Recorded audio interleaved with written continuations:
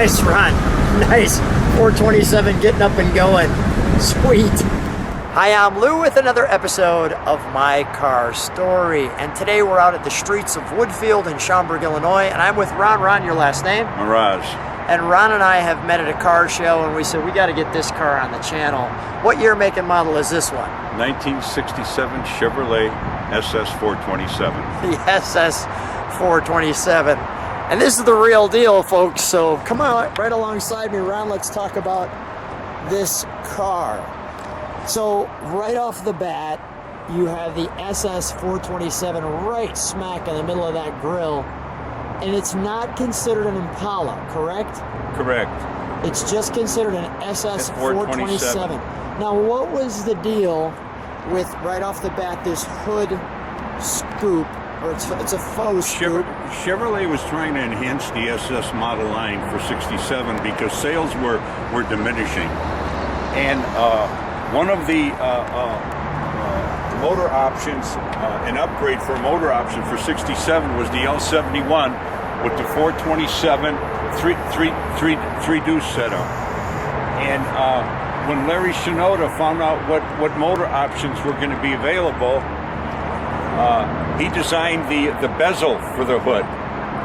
Well, while they were doing that, Ralph Nader was talking to GM Brass about safety features, and the Corvair came into play on that. So to appease Ralph Nader, GM came up with a lot of safety features, and two of the big safety features on this car are the collapsible steering column, along with the dual master cylinder.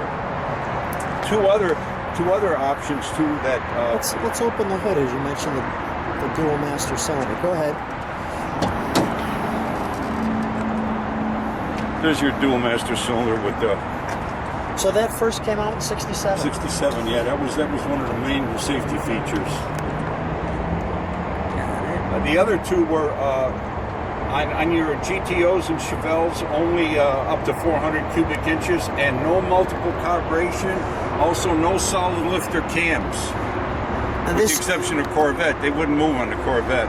Now, what is this can here? Speaking of that, that's for your air conditioning. Vacuum for air conditioning. Yes. So they did obviously allow the 427, even though it's a Super Sport, was more of a trim package, as I understand. But with the 427 engine, we've got the chrome valves. This is exactly how it came from the factory. This is just what you see is what you got. Look at how clean. There was a lot of cosmetic stuff. The high performance stuff for the full-size cars was somewhat diminished, but there was a lot of cosmetic stuff. For example, the medallion in front on the grille, okay, that was part of it. The special emblems on the side were part of the package. Also, the red line tires came with that. Really? And then the medallion on the back. On the back. On the trunk molding. We will turn it around to get that. You've had this one since how long? 30 years now. Wow. 30 years for this car. So it's a member of the family. And why'd you have to get this one?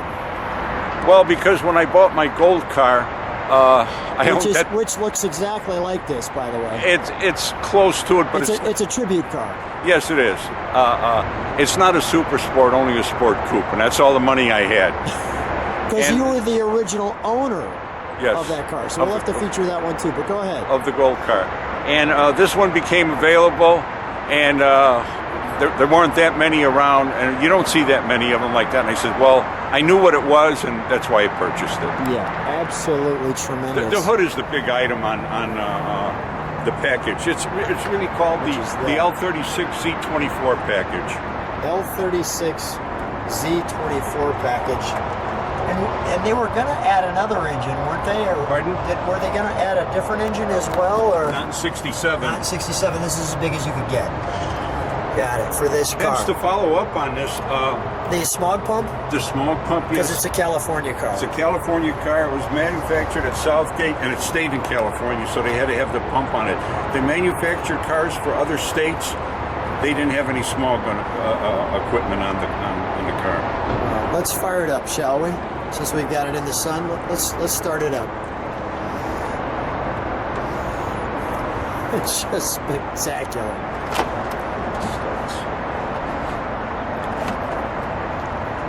You can see off the smog pump here.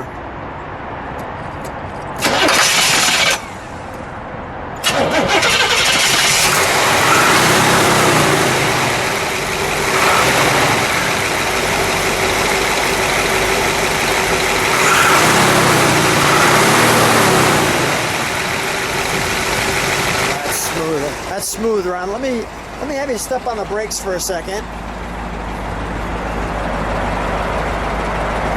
We'll turn it around for you in a moment.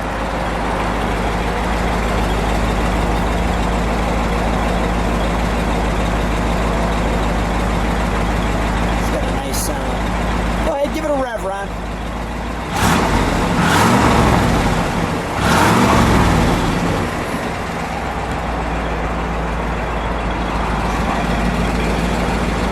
Dual exhaust there. And there's your dual exhaust. Yeah. Part of the dual exhaust were the resonators on the back of the car, and that was just to take away some of the exhaust sound that you'd have in the rumble that you had, because it's actually 385 horse at 5,200 RPM. So anytime you had RPMs over 5,000, there was a little overlap in the cam. So you would get a little bit of putt-putt and a little bit of rumble in the back. And on some of these cars, they didn't want to have that. So hence they put the resonators on the dual exhaust. Got it. Let's turn this one around. So I told you we'd turn it around, and there's a reason for that, because we've got this wonderful tail on this car. Ron, what do you think of the back end of this car? I mean, it's hard to say what looks better, the front or the back. Well, it's a compliment to the front, really, because the molding at the end of the trunk is very unique for the SS427. Come on up with me. This one right here. That's great. So it complements the front, and it's got this, what do they call it, a sports coupe back? It's a hardtop sport coupe, if you want to say. The other item on the SS427, there is no Impala script on the car. Strictly Chevrolet. Just one Chevrolet on the back. One Chevrolet on the back. That's it. That we just featured. I'll just feature it again. So it's this one right here, and that's it. So clean and mean. These must be options, the bumperettes. They are one of the options on the car. Let's open the trunk, shall we? We don't have any trunk and treats today. But there's the red line. Your jacking instructions. Super clean. Lots of room. You can see your bracing. Yeah, lots of room for a playpen and a high chair. Playpen and a high chair, right. Did you, now this car was restored, or? It was restored 30 years ago. Wow, what a great restoration. When I got the car, the body was on the frame. Okay. And the dash was in. But a lot of the stuff didn't work because the second owner had to get it out of the body shop. Okay. So he sold it as is. We made a deal on the price, and I spent almost a year putting it back together. Well, you did this yourself. Well, the body was on the frame and the drivetrain was in. But you did a lot of the work But the yourself? bumpers, the trim, the radio, a lot of stuff on the inside of the dash didn't work, so I had to get that working. Wow, you did a great job. Let me open it up. Who did the paint? May I open it? Yeah, please. Thank you. Who did the paint? That was. I'm trying to think. I know, it's 30 years ago. I'm sorry. That's all right. I'm trying to think now. It's a restoration shop in Muscadet, Wisconsin, and it's called Ken Classics. Wow, they did it. I think it changed hands now. I think it's called Iron Restoration now or something. Because the paint is just, I mean, I'll show the paint. You can see everything. Yeah, the paint is really nice. Oh, it's really good. And then you have your push button here. Yeah. You push that. Now there, it's interesting. We do have an Impala logo there, and you get the speakers. Yeah, but no script. There's no Right. script. Yeah, no script. That. There's your tilt wheel. I wanted was showing that instrumentation. Did a nice job on the instrumentation on this car. I mean, first of all, you have, your side window here. The RPMs, since it came with a gauge package also, so hence you got the tachometer on the left and your clock is on the right. I see the clock's working. It says 55. And it goes tick tock, tick tock, tick tock. So that's an original mechanism inside. Oh, nice. We have so this was correct for your car, or Yeah. the 8-track. Wow, that's great with the Chevy bow tie on it and the air conditioning vent. Yeah. Wow. I love this too. Just one little baby Super Sport right there. That's the only place they got Super Sport. You know, that came with the model, so I'm thinking they never changed it. And something that small, the engineer said just leave it. They probably wouldn't change it anyway. So Now at 60, I see this yellow. Pardon? This 60, I see this yellow marker. Is that like a speed indicator that once you hit that? Speed warning. Okay. When you hit that, there's a little buzzer that goes off under the dash. And you can adjust that. It says 55,000 miles. Is That's that it. That's That's the it. original That's miles. it. Never been changed. Never been changed. Wow, that is just great. Just great. Well, Ron, great car. I love the buckets. The only thing we got to do left is we got to take it for a ride.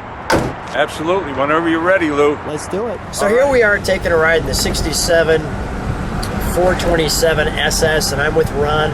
Ron, share with me a little bit about how many years did they make this car? It ran for 3 years. 67 was the first year for it. And like I say, Chevrolet was trying to enhance the SS model, hence the SS 427. They ran it for 68. Also in 68, the L72 was made available because GM found out that Chrysler and Ford were stuffing all kind of motors, their high-performance motors in their cars and making it available in all models. So GM said, hey, well, let's do the same thing. So hence the L72 was made available for 68 and 69. After 69, it was discontinued because that was the full run of the Super Sport. Why this car out of all the cars in the world? Pardon? Why did you get this car out of all the cars in the world? Well, my wife liked the color combinations that they had, and I always bought Chevrolets. So this is the pinnacle Chevrolet for you, and the wife proved it. Yeah. She was happy with it too. Just want to show people where we're driving.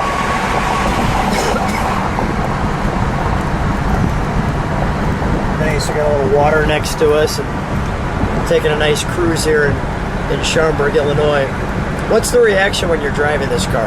Well, a lot of thumbs up, and a lot of people say, I used to have one just like it, only it was red, you know.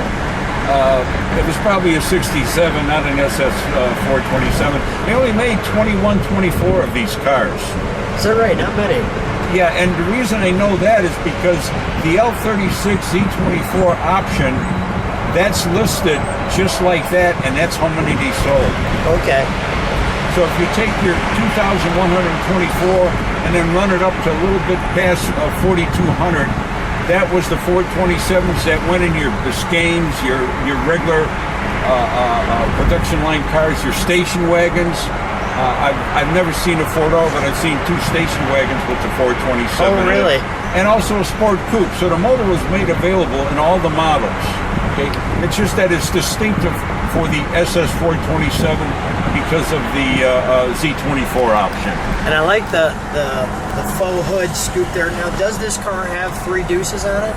No, it doesn't. It's got a 4-barrel carburetor? Just a 4-barrel quadrojet. Yeah, so it kind of has that look like it would, but it doesn't. Well, this has been a lot of fun. Really, the color on your car is just striking. The paint's fantastic. The low mileage. It's really a great car. Ron, thanks so much for bringing it out. Thanks for being on My Car Story. You're welcome, Lou.